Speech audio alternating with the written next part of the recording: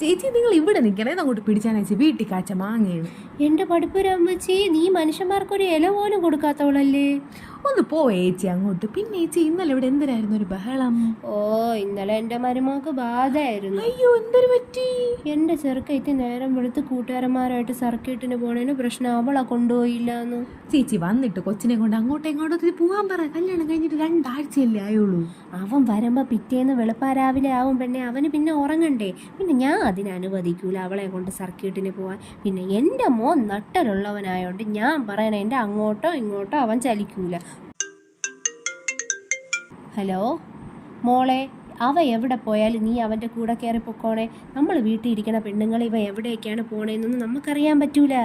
അവധി അവിടെ കിടന്ന് ചലക്കെട്ട്. അവധിക്കല്ല നിന്നെ കെട്ടിച്ചു കൊടുത്ത, അവനിക്കാണ് നിന്നെ കെട്ടിച്ചു കൊടുത്തത്. പിന്നെ അവനിക്ക് ഇളക്കം കൂടുതലാണെങ്കിൽ അമ്മ അന്ന് ജപിച്ച് തന്ന പഞ്ചസാര ഇല്ലേ, അത് നാരങ്ങയിൽ 2 പറ്റിട്ട് കലക്കി അവൻ്റെ അണ്ണാക്കിലോട്ട് വീത്തിക്കൊട്.